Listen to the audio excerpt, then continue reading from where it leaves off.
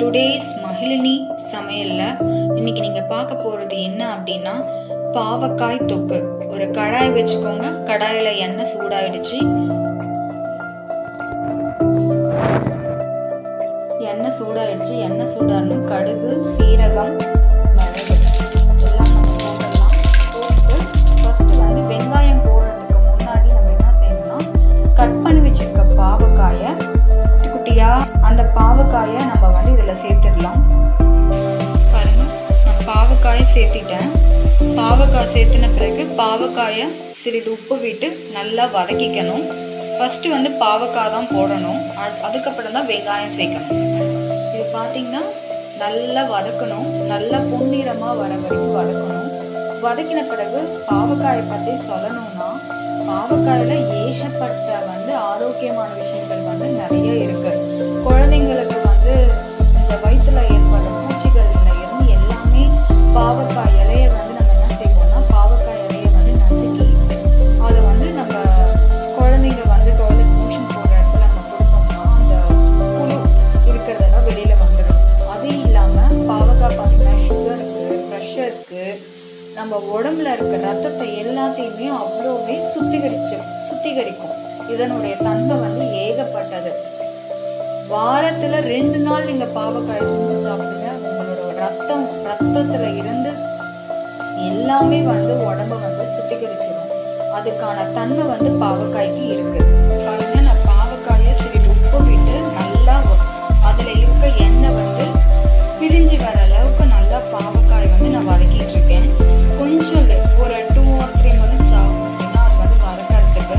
வதக்கினதுக்கு அப்புறமேட்டுக்கு நம்ம சிறிது உப்பு சேர்த்து என்ன செய்யணும் அப்படின்னா, வெங்காயம் சின்ன வெங்காயமா இருந்தாலும் சரி, பெரிய வெங்காயமாக இருந்தாலும் சரி, சின்ன வெங்காயம் சேர்க்கறது உடம்புக்கு மிக மிக ரொம்ப ரொம்ப நல்லது. சின்ன வெங்காயத்துல நோய் எதிர்ப்பு சக்தி அதிகமா இருக்கிறதுனால நீங்க பெரிய வெங்காயத்தோட சின்ன வெங்காயம் சேர்க்கறது மிக மிக நல்லது. இப்ப பாவக்காய் நல்லா பாருங்க, நல்லா வதங்கியாச்சு. அதுல இருந்து எண்ணெய் பிரிஞ்சு வருது. இப்போ நம்ம வெங்காயம் சேர்த்துக்கலாம். நான் இப்போ வெங்காயம் சேர்த்துக்கிட்டேன். வெங்காயம் ஃபஸ்ட்டு பாவக்காயை போட்டு வெங்காயம் நல்லா கண்ணாடி பதம் வரைக்கும் ரெண்டும் சேர்த்து நல்லா இது என்னன்னா வதக்கணும். பாவக்காயில் பார்த்திங்கன்னா ஏகப்பட்ட மகத்துவம் இருக்குது. உடலோட ஆரோக்கியம், சிறந்த மருத்துவ பயன்கள் இதில் நிறையா இருக்குது. நம்ம வாரத்தில் 2 நாள் சாப்பிட்றோம் அப்படிங்கும்போது நம்மளுக்கு உணவு குழாயில இருந்து வயிற்றுல அடிவயிறு மலைக்குடல் வரைக்குமே நீங்கள் பார்த்தீங்கன்னா உங்களுக்கு எந்த ஒரு புண்ணு இருந்தாலுமே, வயிற்றுல அல்சரு, கேஸ்ட்ரிக்கு, இந்த மாதிரி எந்த ஒரு ப்ராப்ளம் இருந்தாலுமே அது அப்படியே க்யூர் ஆகிடும். ஏன்னா பாவக்காவில் ஏகப்பட்ட மகத்துவம் இருக்குது. அடுத்தது தக்காளி சேர்த்துக்கலாம். பாருங்கள், நான் தக்காளி சேர்த்துக்கிட்டேன். இது தக்காளி சேர்த்து நல்லா தக்காளி ஸ்மாஷ் ஆகிற அளவுக்கு நல்லா நீங்கள் என்ன செய்யணும்னா வதக்கணும். உப்பு சேர்த்து, அதாவது தூள் உப்பு சேர்க்குறதோட கல் உப்பு சேர்த்துனீங்கன்னா இன்னும் உங்களுக்கு சுவையும் கூடுதலாக இருக்கும்.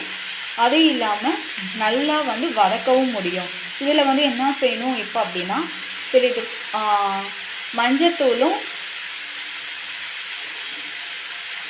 மஞ்சத்தூள் நான் சேர்க்க போகிறேன்.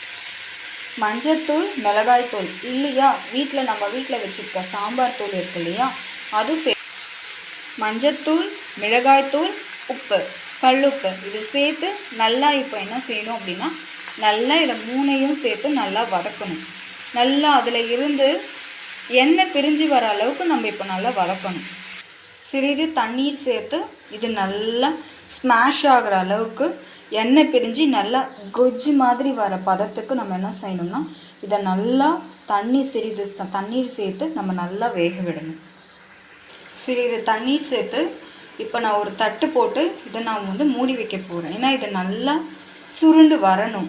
பாவக்காய், வெங்காயம், தக்காளி எல்லாம் 3ஐயும் சேர்த்து நல்லா எண்ணெயில் பிரிஞ்சு வர அளவுக்கு ஒரு தட்டு போட்டு மூடி வச்சிங்கன்னா நல்லா இது நல்லா சுருண்டு வந்துடும்.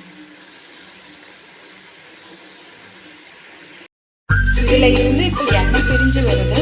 எண்ணெய் பிரிஞ்சு வர டைமில் புளி தண்ணீர் சேர்த்துக்கலாம்.